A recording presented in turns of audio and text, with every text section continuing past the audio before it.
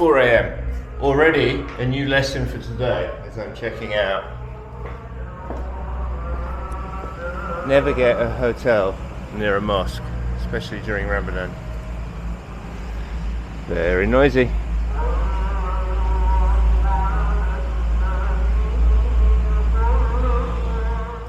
Got lucky. Found a place still open selling food like 4:30, 4:45, so before dawn. Simple fare, not even any meat, just some fried tofu and tempeh and stuff. Perfect. Okay, this should keep me going up the mountain. And it's dawn. And I'm nearly off the death road. The death road being the north coast road of East Java. It really is a horror. It's in really bad condition, particularly at the edge of the road where you might want to be as a cyclist, so you've got to kind of ride down the middle of the road. And that's interesting to say the least. I'm going to say it's possibly, let's say definitely, the most dangerous and awful road I've ever ridden. But that is it. We turn off it. Gracias a Dios. Whew. Absolute horror.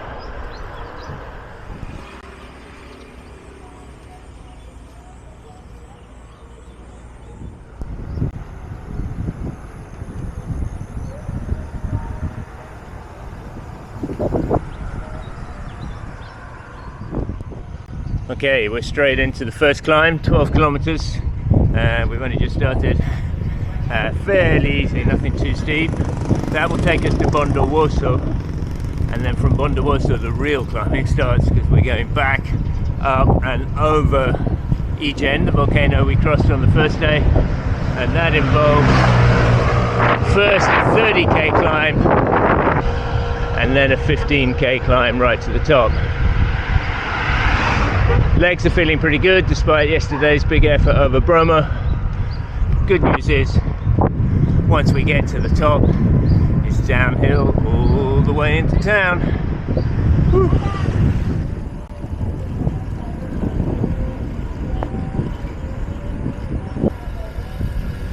A friend of mine, young Carl in fact, messaged me yesterday, and one of the things he asked me was, did I have any easy days planned? And I replied, on Java, there are no easy days. Yeah, these are definitely some of the toughest riding conditions I've experienced in my travels. Pretty, but tough. Either, if you want a flat day, you've got either the maniac busy roads, like the one I was just on, or if you take the back roads as I have, they can be very gravelly, even to the extent there were bits I couldn't even ride. Then you add in the heat, the humidity, the lack of food in Ramadan, lack of beer all the time. It's a toughie. But that said, it is very, very pretty. I still say yesterday was one of the most extraordinary rides I've had. Riding through the sandy base of the crater around the peak of Mount Bromo, that was an experience.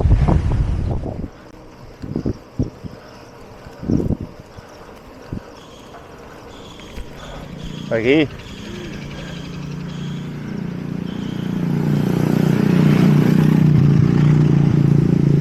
Not quite there yet.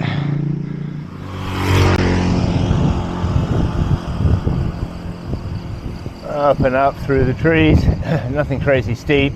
Road surface here is actually very good.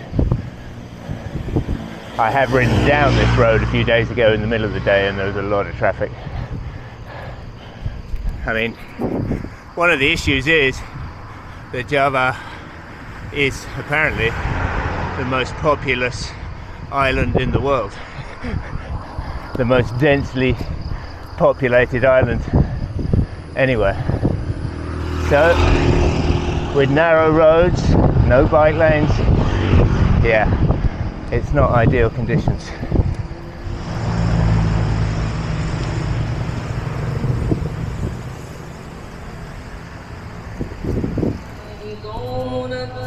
chanting while I get my coffee. So this is the coffee option for today. Packets of powdered coffee, but that'll do me. Because if it's not that, it's the cans of coffee, and they're not good. So I'll get a coffee, maybe have a few biscuits. Okay, the water wasn't quite hot, but anyway, I waited a bit. It's hot enough, it'll do. So we got a coffee, we've got some biscuits. Already bought a big bottle of water. I've already drunk over a litre just in the first hour or so. It's not even that hot, it's like 23, 24 degrees, but it must be 100% humidity, like all day, every day. Anyway, we're now up to nearly 500 meters altitude, so in a way, we're out of the danger zone, we're out of the heat, and now we'll just be climbing up to nearly 2,000 meters. Then again, maybe we get the problem of cold and clouds and rain, but anyway, we'll see how that transpires. But for now, a little snack and then back on the road.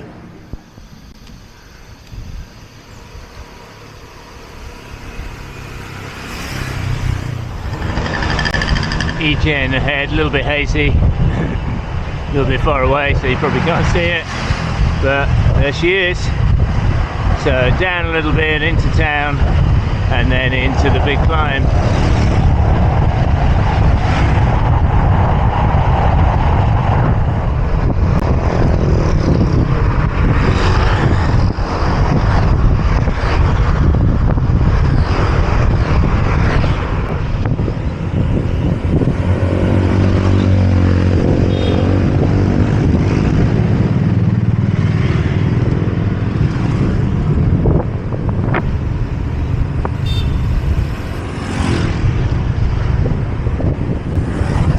Okay, into the main event of the day. Computer says 53 kilometer climb, 2,247 meters of ascent. That's a fair old slog.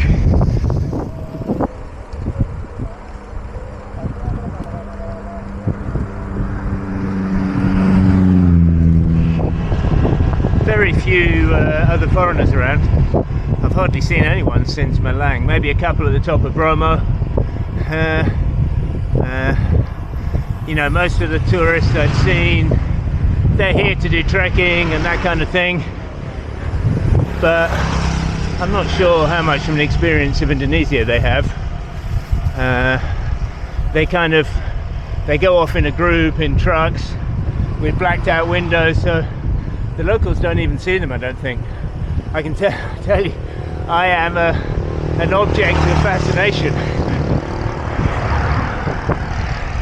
Everyone says hello, wants to take photos, come and speak to me. I think they're very unused to seeing foreigners. Yeah, so the tourists get in their trucks, they stay together, everything's arranged for them. They really have very little interaction outside of that tour guide situation. The guys in the hostel, they weren't eating local food from what I could see. They were just living on snacks and instant noodles. I tried pointing out that there was a superb local noodle stand across the road, but they didn't seem interested. Young people today, eh?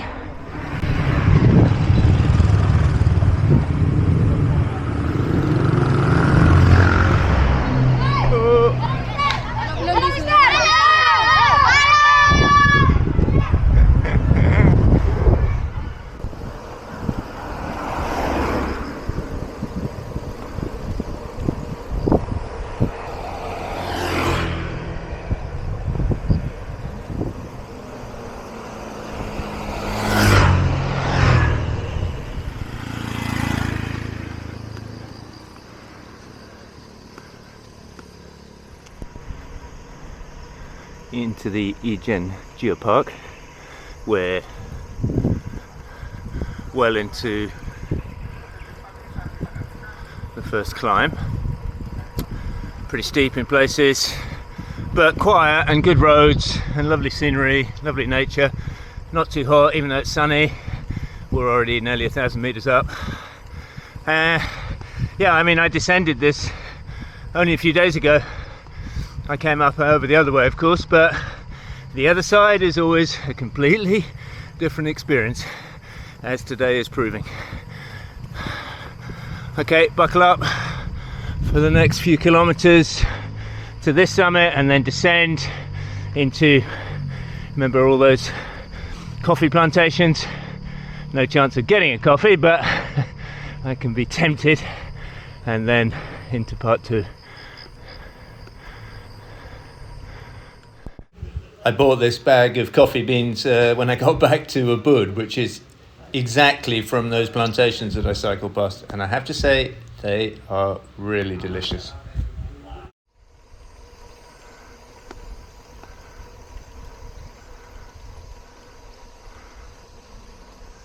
Nice shade grown coffee under the pine trees. I'm not sure I've seen that before. Guess it works. That's the top of climb 1, the big one. Well, the long one, but not, apart from in 1 or 2 places, not that steep. Anyway, I'm going to take a little pause, eat some snacks, and then downhill, get a cold drink, get ready for the next climb. Whew. Okay, to last us the rest of the ride, we got a bag of peanuts, bag of little chewy sweeties, and 3 more of these moon cakes, which are like, they got some sort of soybean sweetened filling inside. They're nice and they're kind of heavy, so that's it. Got some water, so I'm going to get some of these. I'll save the sweeties for the next climb, eat some peanuts, eat the moon cakes, have a rest. I'm pretty cooked.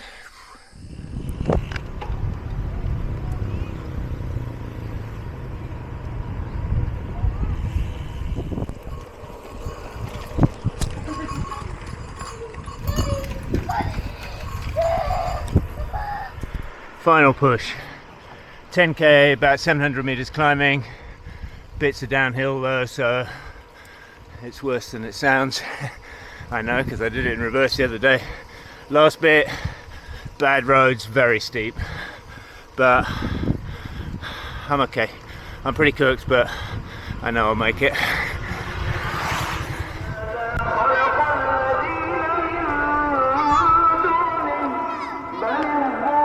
Back to the mosque on the volcano.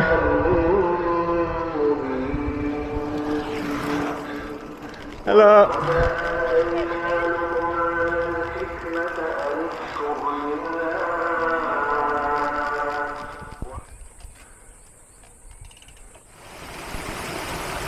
Green that water is, sulphurous, coming from the crater. Okay, the gates mark 2k to the top. I am very cooked, but there's a couple of steep ramps in it, but I think we can do it. I know the road gets very bad as well, so I'll be dodging holes in the easiest gear, but 2k. Nearly there. Made it. I am, to use the technical term, fucked. But we have got 30k downhill and we're done for the day. Alhamdulillah.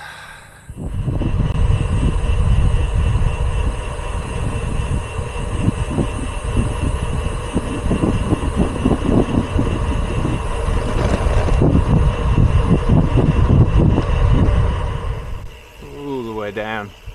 I can see the sea from here. Got lucky with the weather. Sunny at the top, not too hot. Never raining on any of the volcano climbs. I know it can be a lot worse, so we'll take that. Okay, a few kilometers down still and back into Banyuwangi, and that is the end of the Volcano Tour. Tomorrow I'll just take the ferry back over to Bali.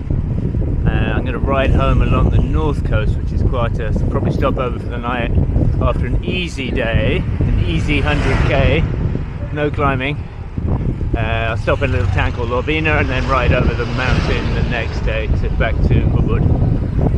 Okay, so that was fantastic, loved it. It was hard, some of the hardest riding conditions I've ever experienced, and I knew Ramadan would add an extra level, but what can you do? It is Ramadan. Okay, hope you enjoyed it. If you did, you know what to do, and see you all soon on today's ride.